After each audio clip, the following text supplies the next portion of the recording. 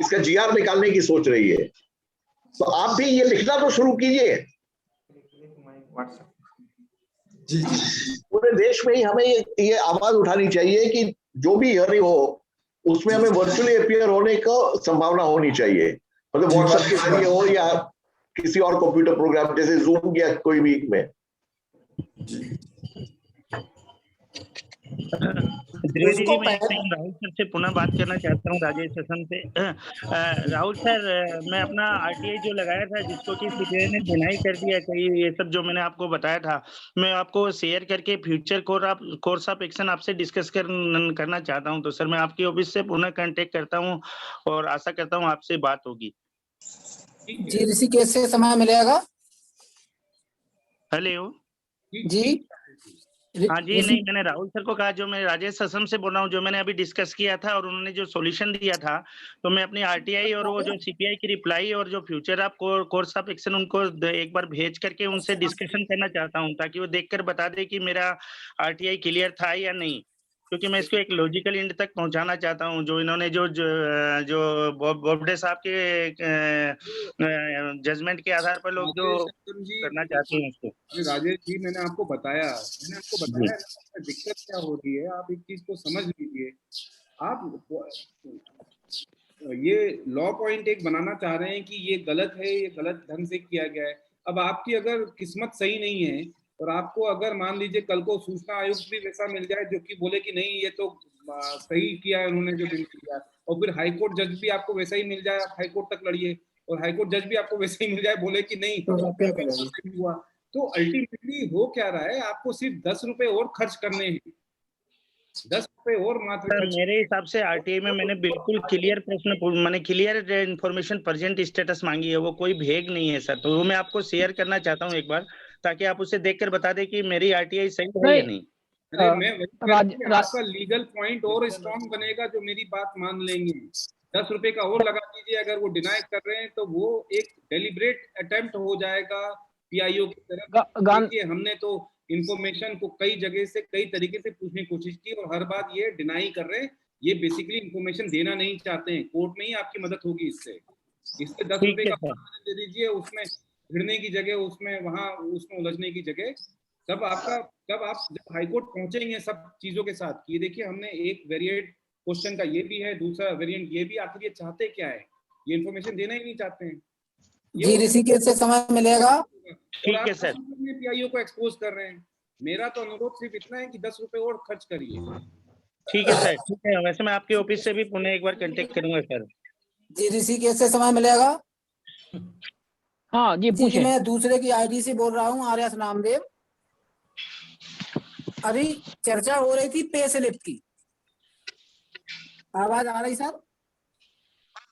हाँ आ रही है। अभी चर्चा हो रही थी पे स्लिप की कि पे स्लिप नहीं मिलेगी। पे स्लिप लेने का तो साधारण तरीका है, दायरा 419 का मैनुअल संख्या 10 ले लीजिए आप, वो हमारे यहाँ उत्तराखंड में मिल रहा है, मैंने प्राप्त किए हैं, उसमें कुछ ना कुछ तो मिल ही जाएगा आपको। आज में चलिए, बहुत ही महत्वपूर्ण आपका सजेशन है। आयुक्त महोदय जी उपलब्ध हैं, इसमें थोड़ा प्रकाश डाल दें। हमारे यहाँ उत्तराखंड में मैंने स्वयं लिए हैं, हमने सीधा लिख दिया कि हमें 419 मैनुअल 10 दे दीजिए, और 10 में उन्होंने सीधा हाई कोर्ट के जज से लेकर के हाई कोर्ट के चपरासी तक का उन्होंने बेसिक और डीए सब कुछ दे दिया मुझे। अब आप इसमें विचार कर लीजिए सर, मैं दूसरे की आईडी से बोल रहा, इसलिए मुझे अधिकार नहीं है बोलने का। हेलो सर, मैं शैलेश गांधी जी से बात कर सकता हूँ क्या? इसका मामला नित्यानंद जी का था ना, उन्होंने भी शायद मांगा है ना, शिवानंद जी? हाँ जी सर, पे स्लिप का मामला था और वो प्राइवेट वर्कर। इनको बोलिएगा कि ये जो आरटीआई लगाई थी और हाईकोर्ट से जब इन्होंने पे स्लिप की जानकारी ली है, तो उसकी जानकारी जो है उसको वो वहां पर जब हाईकोर्ट में केस इनका दायर है यहाँ जबलपुर हाईकोर्ट में, तब वहां पर वो रख सकते हैं कि ये देखिए उत्तराखंड हाईकोर्ट ने ये किया है। अगर आप ये आदेश देना चाहते हैं कि पे स्लिप की जानकारी नहीं दी जाएगी, तो उत्तराखंड से लेकर के पूरे सब देश के सभी भागों में ये लागू होगा, ये आपका आदेश। जी सर, मैं लागू होगा, तो उत्तराखंड का हाईकोर्ट ने जो किया है वो भी इलीगल है। जी सर, हमने व्यक्तिगत मांगा था एक बार पहले किसी का, तो व्यक्तिगत में तो जैसा आपने चर्चा हुई ऐसे मना कर दिया था देने के लिए। फिर मैंने 41B का मैनुअल 10 मांग लिया, CD मांगी, तो उन्होंने मुझे वो दे दिया। देखिए 4110B जो है वो हम लोग जो 41B का 10 जो है वो उसकी चर्चा हम लोग कर चुके हैं ऑलरेडी हम लोग। हाँ। और इस बारे में शिवानंद जी भी बोल चुके हैं, उन्होंने भी बताया था, तो उससे हम लोग सहमत है। लेकिन ये आपने अच्छी जानकारी दी है कि वहां के हाई कोर्ट ने इसको आपको जानकारी दी है आरटीआई के तहत। तो ये आरटीआई के तहत दे दी सर। हाँ, तो इसमें नित्यानंद जी का एक केस चल रहा है हाई कोर्ट जबलपुर में, उसमें आपकी इंफॉर्मेशन को कोट किया जा सकता है इसको कि वहां पर जानकारी दी गई है, हाई कोर्ट ने स्वयं दी है। तो अब नामदेव जी आप अपना नंबर ये चैट कौन सा बॉक्स एक में नया रूल लेकर आ रहे हैं? ये सर मैं जानता नहीं हूँ, ये यही नंबर है, मैं उसमें ग्रुप में या उसमें डाल सकता हूँ, मुझे करना नहीं आता है ज्यादा। नहीं तो आप चलिए ठीक है, आप आरटीआई वाले हाँ, ग्रुप में मैं डाल उसमें दीजिएगा। जैसा प्रयास करके पूरा आदेश ही डाल दूंगा ढूंढ करके। जी शिवानंद जी सर। सर, हाँ, क्या आप मैं आपकी बात विभाग हाँ, मैं नंबर ही उनकी बोल ID से दीजिए। क्वेश्चन है। हाँ, एनएम गोगोरिया जी बहुत देर से आप पूछना चाह रहे हैं, चलिए पूछिए आप अपना प्रश्न। सर, मैंने एक आरटीआई लगाई थी पहले जो राजस्व गांव से संबंधित। मैं ये पूछना चाहता हूँ सर, राजस्व गांव के लिए कितनी पॉपुलेशन होनी चाहिए, ये पूछना था सर मेरे को। ये तो राजस्व वाले बताएंगे कितनी पॉपुलेशन होनी चाहिए, आप आरटीआई लगा के जानकारी राजस्व से प्राप्त कर सकते हैं। सर, मैंने आरटीआई लगाई थी कि मेरे को इन्फॉर्मेशन नहीं दी गई, इसलिए मैं दोबारा से पूछ रहा हूँ।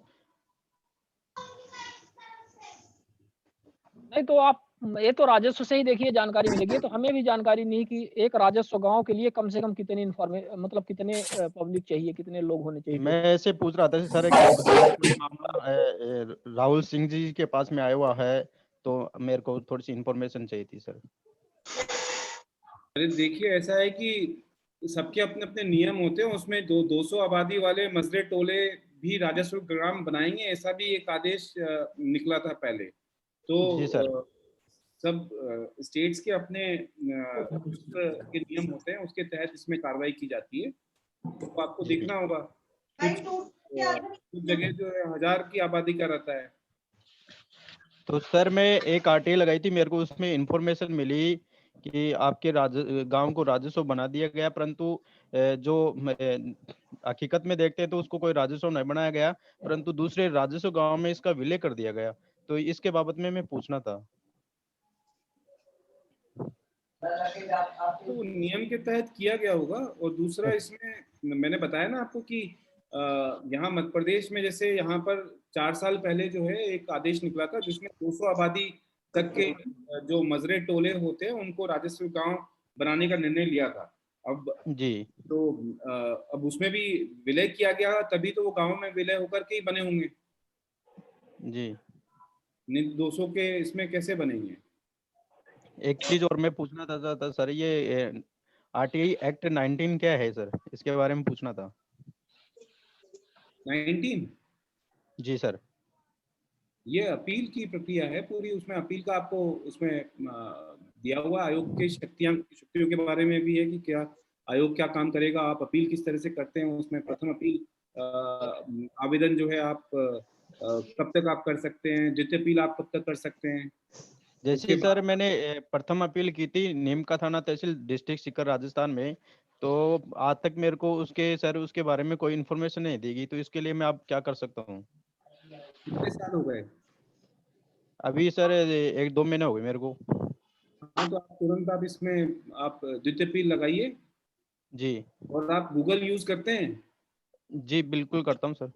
हाँ, तो गूगल में आप टाइप करिए कि आरटीआई कैसे लगाए, आरटीआई के नियम। जी। साधारण सी जानकारी है, आप उसको आराम से पढ़ सकते हैं। बिल्कुल सर। मेरा एक क्वेश्चन है। Okay sir, thank you. धन्यवाद। रोहित नागदा जी।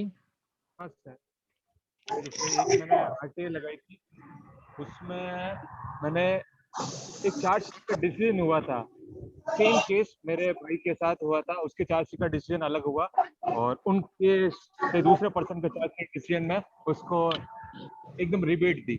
तो और मैंने जब वो मांगा तो उन्होंने 11 के तहत सेक्शन 11 का मिसयूज करके उसका लिखवा के ये नहीं मिल सकती और मुझे रिप्लाई दिया कि ये सूचना आपको नहीं मिल सकती।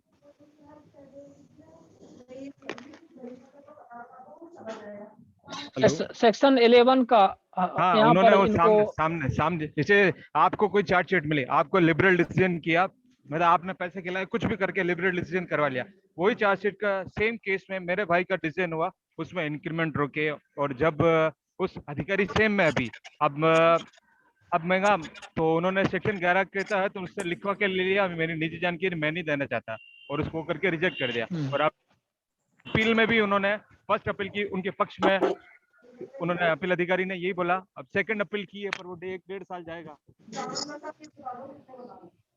तो अब इसका सेक्शन 11 के क्या अभी तो तुम्हारे रात के बच रहे होंगे। इंटरेस्टिंग है इनका प्रश्न। सर वो मिस मतलब एक व्यक्ति शैलेश गांधी जी सर, आप समझ चुके हैं सर। सेक्शन 11 एग्जम्पशन नहीं है, ये लिख के आप सेकंड अपील में अगर जाएं हियरिंग के लिए तो बताइए इस सेक्शन 11 तो रिजेक्शन का कॉज ही नहीं हो सकता है, ये सिर्फ प्रोसेस है, एग्जम्पशन नहीं है। देखो प्रोसेस फॉलो करना है, और सेक्शन 11 का जब इस्तेमाल करे कोई, उसका मतलब यह है कि पीआईओ को लगता है कि एग्जम्पशन नहीं है। रिप्रेजेंटेशन के बाद अगर वो एग्जम्पशन क्लेम करता है तो एग्जम्पशन पे ही आपको रिफ्यूज किया जा सकता है, सिर्फ सेक्शन 11 बोल के रिफ्यूज करे ये गैर कानूनी है। 8 और 9 का यूज करेंगे तो रिजेक्ट कर पाएंगे। दैट्स राइट, है ना सर? Okay sir. और अगर आप चाहें तो मुझे ईमेल भेजिए, मैं आपको पूरा ग्राउंड्स फॉर अपील भेज सकता हूँ ईमेल पे। जी मैं आज ही आपको ईमेल करता हूँ। मैं आपको व्हाट्सएप करता हूँ और ईमेल भी करता हूँ sir. Thank you so much sir. Email ही कीजिएगा, व्हाट्सएप मत कीजिएगा। ओके सर, ईमेल कर दूंगा। आपने पहले भी हेल्प की थी मेरी, मैं आपको ईमेल कर दूंगा सर। शिवानंद जी, रोहित नागदा के नाम से। Thank you sir, thank you so much sir. You welcome. Shivanand ji. हाँ जैन जी बताइए। मेरा गांधी सर से एक निवेदन था कि अभी केंद्रीय सूचना आयोग में द्वितीय अपील करते हैं तो उनके द्वारा पुनः लौटाई जाती है, ये कह के कि आप एनेक्सर समेत लगाएं पेपर। जब एक सूचना अधिकार में जब सूचना मिली और वो नोटरी प्रमाणित नहीं है और उसके 60-70 पेज 100 पेज है, तो वो ये कह रहे हैं कि सारे पेपर लगा के भेजिए। क्या सर ये नियम अभी लागू हुआ है? ये तो 100 पन्ने की इंफॉर्मेशन दी किसी ने आपको। हाँ, वो प्रमाणित नहीं थी, गलत दी, तो वो एनेक्सर बना के भेजा था जवाब में पीआईओ ने, तो उनका वो आक्षेप लगा कि आप एनेक्सर साथ में भेजिए, ये करके 3 बार उन्होंने मेरी वापस रिटर्न कर दी। एक बताऊं, सेंट्रल कमीशन में जो रिटर्न की पॉलिसी है अभी, जब मैं कमिश्नर था 3 से 5% वापस भेजते थे हम। राइट। क्योंकि कुछ स्टेट के मैटर हमारे पास आते थे, कुछ आरटीआई के बिना ग्रीवेंस आ जाती थी तो उन्हें हम वापस करते थे।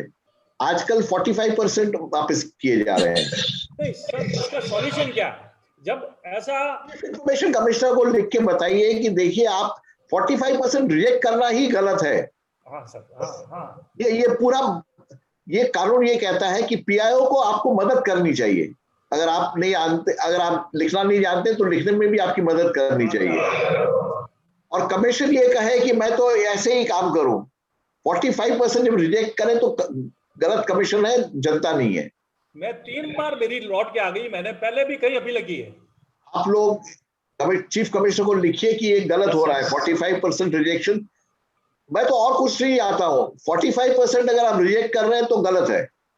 Right sir. सूचना के अधिकार का कानून है, हाँ 2-5% है और उसमें कभी डिस्प्यूट हो सकती है कि ऐसा होना चाहिए वैसा, बट 45% जब रिजेक्शन हो रहा है तो वो फंडामेंटली गलत है, मतलब पूरी एटीट्यूड गलत है मेरे हिसाब से। मेरा ये प्रश्न था, तो गांधी सर क्या लगाने केंद्रीय सूचना आयोग की कोई नियमावली नहीं है, ऐसा मान लिया जाए? अगर 45% रिजेक्शन आ रहा है तो नियमावली तो होगी, बट मैं तो दूसरा कहता हूँ, अगर जनता को अगर यूज करना है आरटीआई, वो देखना है मेरे हिसाब से सूचना आयोग का काम है कि आम जनता यूज कर सके। एक्सेप्शन अगर सेकंड अपील या शिकायतों में डिफेक्ट है तो ये आयोग की जिम्मेदारी है कि उसको पंजीकृत करके उनको नोटिस करे कि this is the defect in your appeal और complaint and kindly remove so and so, then we can proceed further. Rejection का तो आप दूसरे पॉइंट पे है। मैं कह रहा हूँ 45% रिजेक्शन करें तो ये समझना चाहिए कि मैं गलत हूं। अगर मैं शिक्षा दे रहा हूं टीचर के तौर पे और अगर मेरे 45% स्टूडेंट्स फेल हुए तो मैं गलत हूं, स्टूडेंट्स गलत नहीं है। लेकिन सर ये चीज तो रेक्टिफाइड रिपोर्ट्स के बिना नहीं कह सकते, क्योंकि नहीं, हर एक को रेक्टिफिकेशन की जरूरत ही नहीं है। ये बहुत स्ट्रिक्टली ये ऐसा है तो वैसा है, वैसा है तो वैसा है, ऐसा नहीं किया तो वैसा है, या एक जगह साइन नहीं है तो वापस वो कोर्ट्स के जैसे बिहेव कर रहे हैं। कोर्ट के जैसे सर तीसरी बार मैंने फर्स्ट टाइम तीसरी बार वापस भेजी है और मैं भी अड़ा हुआ हूँ उसी पे कि मैं इस तरह से करूंगा। और अगर 500 पेज की सूचना होगी तो मैं क्या वापस 500 पेज की 2 कॉपी में बना के भेजूं? नहीं सर, केंद्रीय आयोग की अपील और शिकायत ग्रहण करने की जो नियमावली है, अगर नियमावली है तो हमें नियमावली माननी पड़ेगी। नियमावली जो कहेगी वो माननी पड़ेगी। नियमावली में यही कहीं नहीं लिखा हुआ है कि एनेक्सर की कॉपियां साथ में लगाएंगे जो सूचना मिली है। कोई कहीं नहीं है, कहीं भी ऐसा नियम नहीं है। सिर्फ उसको अपन पॉइंट आउट कर सकते हैं। यदि हमने 1000 पन्ने की जानकारी प्राप्त की है और हमें उस पे आपत्ति है तो हम 1000 पन्ना की 3 प्रतियां करके नहीं भेजेंगे। रिसेंटली हो रहा है अभी। तो शैलेश सर जी ने बताया, वो बहुत अच्छा बताया कि वहां की एक रिजेक्शन पॉलिसी बनी हुई है, इसलिए वो दर्ज नहीं करते हैं, बार बार लौटा देते हैं। राइट सर, वो आपकी बात पे मैं आगे कार्रवाई करूंगा। Thank you sir, thank you. जी सर, मेरा भी एक प्रश्न था श्रीमान जी, अगर हाँ पूछिए जयपाल सिंह जी।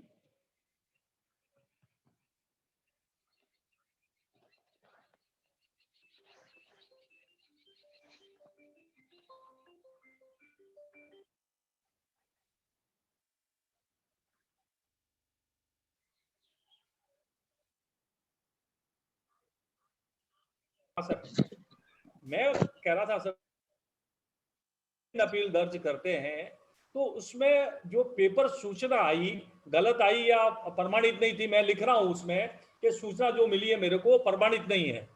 अगर 100 पेज की सूचना है, मैंने प्रमाणित नहीं है वो लिख के अपील कर दी थी ग्राउंड वाइज। मैंने आगे भी कई अपीलें की है वहां पे CIC में, पर फर्स्ट टाइम कि उन्होंने कहा ऑब्जेक्शन लगाया कि पहले एनेक्सर का पेपर लगाइए, तो मैंने एनेक्सर का फर्स्ट पेज लगा दिया। फिर वापस आया कि नहीं, आप इसके पूरे पेज लगाइए, जो भी 100 पेज आए वो लगाइए। इस बारे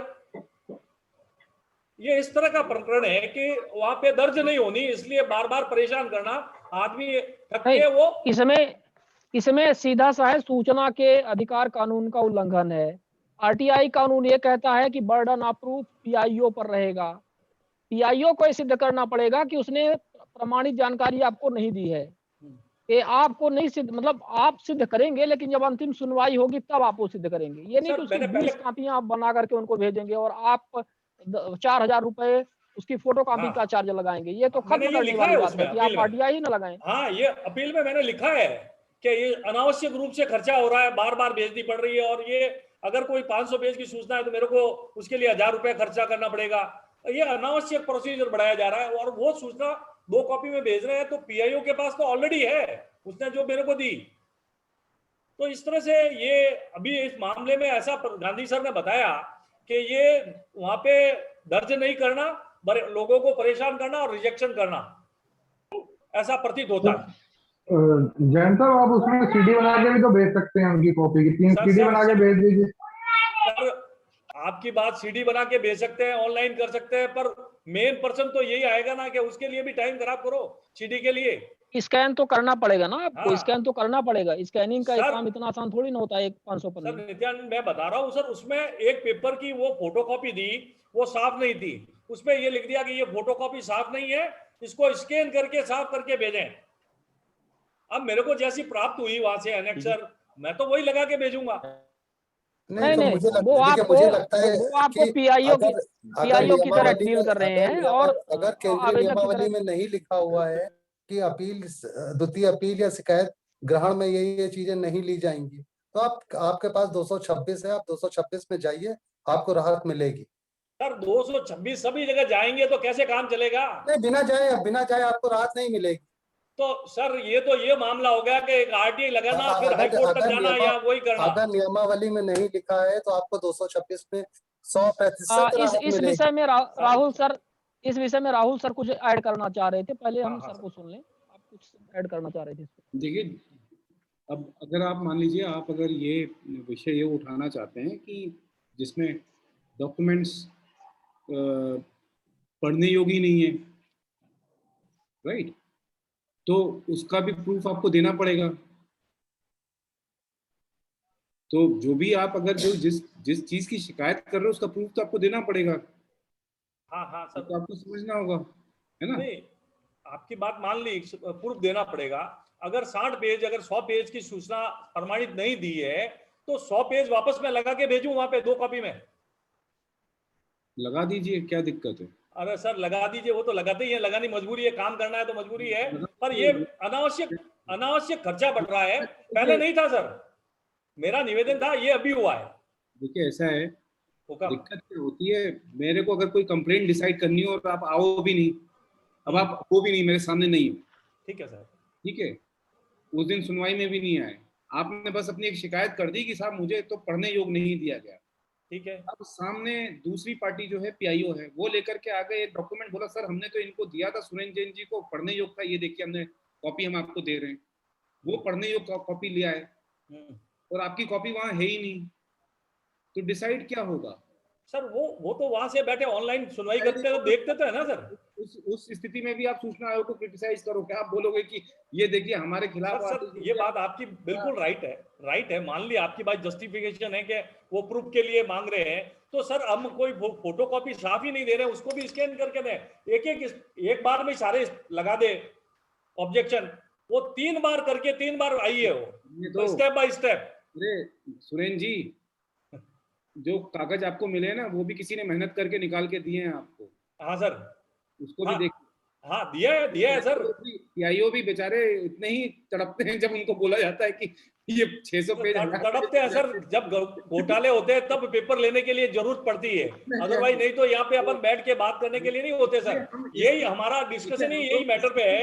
हम लोग या तो इस पे अगर हम लोग आर्ग्यू करना चाहें कि ये बड़ा एक बात इस विषय में सबको एक बात एग्री करनी पड़ेगी, जो गांधी सर ने इस पे अपना अनुभव बताया है और वो कह रहे हैं कि 45% रिजेक्शन आ रहे हैं, तो आ रहे हैं 45 रिजेक्शन, ये बहुत चिंता का विषय है। मतलब 45% रिजेक्शन यानी कि 50% रिजेक्शन आ रहे हैं, यानी कि आरटीआई कानून आप आधा पूरा डिस्ट्रॉय कर रहे हो। तो ये मुझे याद आ रहा है तमिलनाडु हाई कोर्ट या केरला हाई कोर्ट का, शायद केरला हाई कोर्ट का कोई फैसला था जिसमें ये विवाद उठा था और कोर्ट के सामने ये मामला गया था कि जो दस्तावेज हैं वो प्रमाणित करके नहीं दिए गए। ठीक है सर। और पीआईओ का ये कहना था कि कहीं भी वहां पे लिखा हुआ नहीं है कि प्रमाणित करके देना होगा, लेकिन वहां पे सर्टिफाइड कॉपी लिखा हुआ है धारा 2 में। तो उसके बाद हाई कोर्ट ने ऑर्डर दिया है, उसमें आप उस हाई कोर्ट के आदेश का हवाला भी दे सकते हैं कि यहाँ इन्होंने इस नियम का उल्लंघन किया है। I think Kerala high court का आदेश होगा, मेरे को आदेश मिलेगा तो मैं आपको भिजवाऊंगा। Okay sir. तो उसके तहत आप उसमें वो अपना ऑब्जेक्शन भी उसमें आप उनके अगेंस्ट, पीआईओ के अगेंस्ट लगा सकते हैं और इसमें आप कंपनसेशन भी डिमांड करिए। सर मेरा तो एक निवेदन था, मेरा कोई आर्गुमेंट करने का नहीं है। मैं तो सर आपका स्वयं का एक ऑर्डर है सर, एक आपका स्वयं का ऑर्डर है रीवा के परिप्रेक्ष्य में deputy commissioner Shri K P Pandey को जिस पर जुर्माना लगा था, वो एक सेम प्रकरण है जो उन्होंने सर्टिफाई करके कॉपी नहीं दी थी। हाँ। फिर आपने उनके ऊपर जुर्माना लगाया है। उसमें शिवानंद जी वो कॉपी इनको दे दीजिएगा, उसमें वो शायद आई थिंक उसका कोर्ट का मैंने वो डाला था उसमें। हाँ मैं उसको सर देखता हूँ। Thank you all. Surendra Jain ji, हमारा नंबर मैं आपको चैट बॉक्स में डाल दिया हूँ अभी, आप इसको नोट कर लीजिए और मुझे व्हाट्सएप करिएगा। Thank you sir, thank you. हाँ जयपाल सिंह जी, आप अपनी बात क्या रख रहे थे उसमें, मैं थोड़ा सा डिस्कनेक्ट हो गया था। आप जी श्रीमान जी, मेरा ये विषय था, आज ही अभी मैं लेट मीटिंग में जुड़ पाया हूँ। उसका कारण भी ये है कि यहाँ पर जो है मेरे खेत पे जो गेहूं निकलने वाले थे उनमें आग लग चुकी थी। ये मेरे पास में जो हार्वेस्टर से कटे थे, तो फिर मैंने जो संबंधित फायर ब्रिगेड को भी फोन लगाया तो वो भी खराब थी, एसडीएम को भी लगाया और यहाँ तक कि जिला कलेक्टर जो है उनको भी लगाया। उसके 1 घंटे बाद जब ग्रामीण आ जाते हैं और वो आग बुझाते हैं, तो मतलब ऐसा